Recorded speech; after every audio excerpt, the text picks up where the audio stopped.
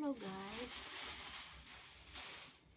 good morning, good afternoon, good evening everyone.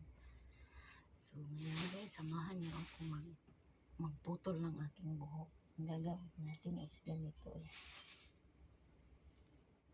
Displayin muna natin pa ganito. Kasi haba no, kailangan ng putulan.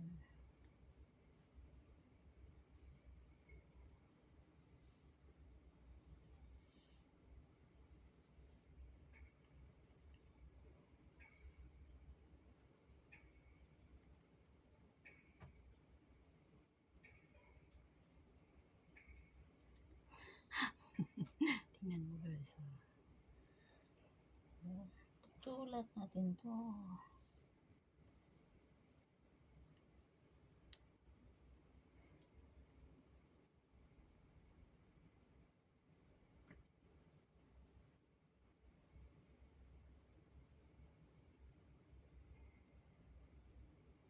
Yan to.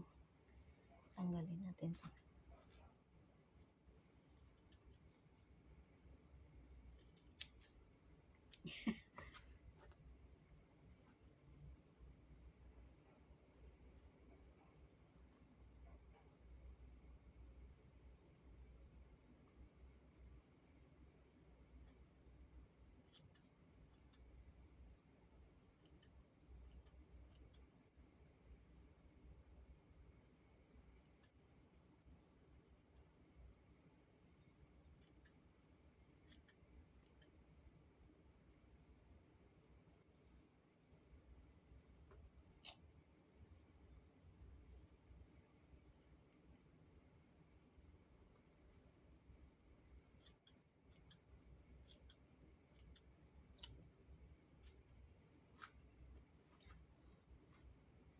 Wala, nagpawisan ako.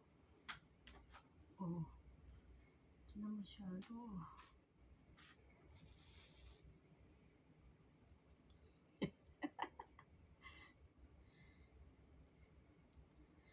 Halos isang nagpawisan ako. Init.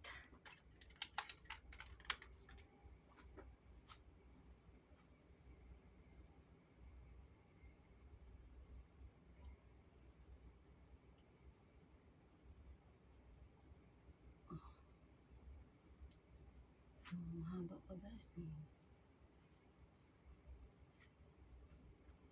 Sa harap naman. Kuha tayo dito.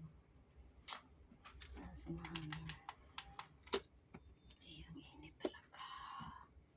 Grabe, nagpawisan ako.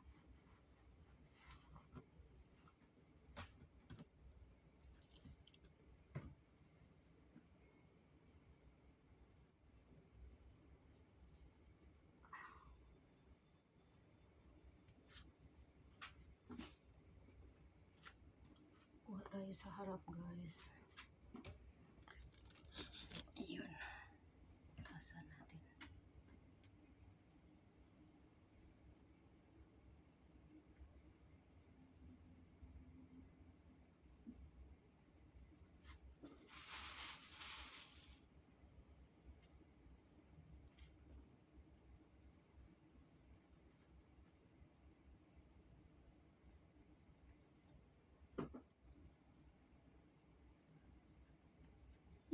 Ang hirap no.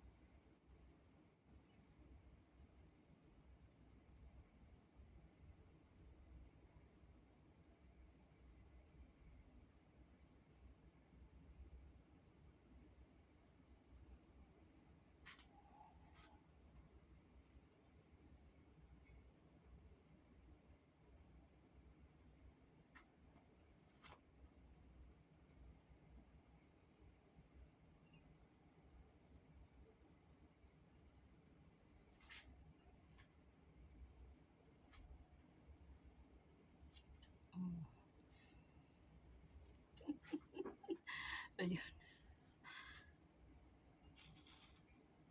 Dito naman sa harap ko.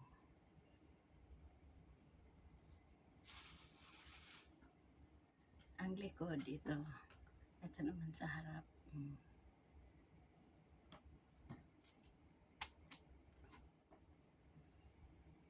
Lakas ng trip. Nagtripan yung buhok ko. At least may pag-ganun tayo.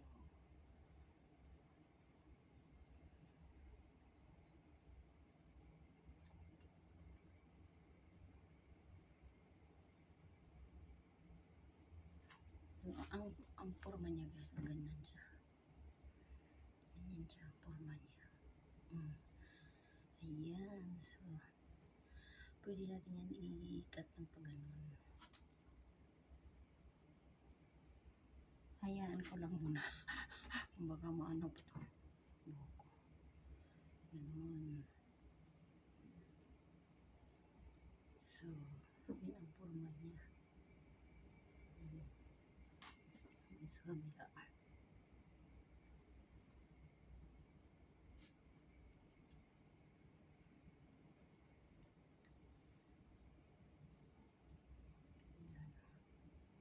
Ayan siya guys. Diba? Forma siya.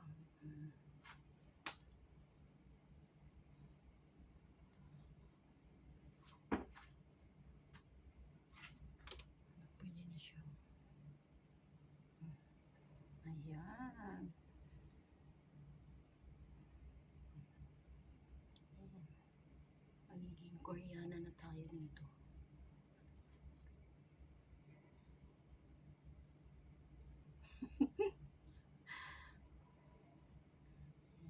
Ayan siya guys.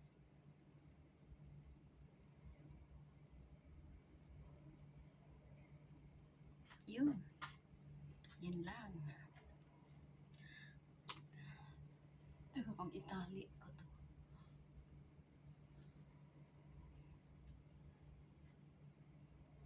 Itali mo yan. Pwede siyang pag-ganun. Katali. Yan. Ganun lang. Para-paraan lang. Hindi sila magkapira sa akin. Char. Yun. Medyo mahaba ng buko. Curly tong buhok ko guys. Nung umuwi ako sa Pinas noong July,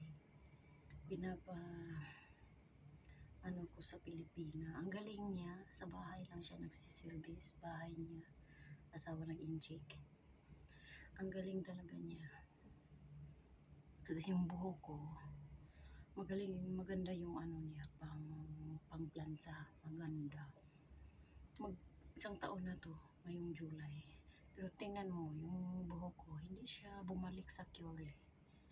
Nagiging parang normal na siya, oh. Diba? Curly to dati, buhaghag. Grabe. Pangit tingnan. Kaya hanggang doon na lang tayo, guys. Kita ng buhok ko sa likod.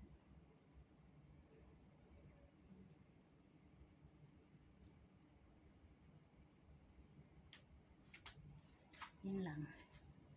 Yun lang. At least na nakuhanan ko ng ano sa likod, oh.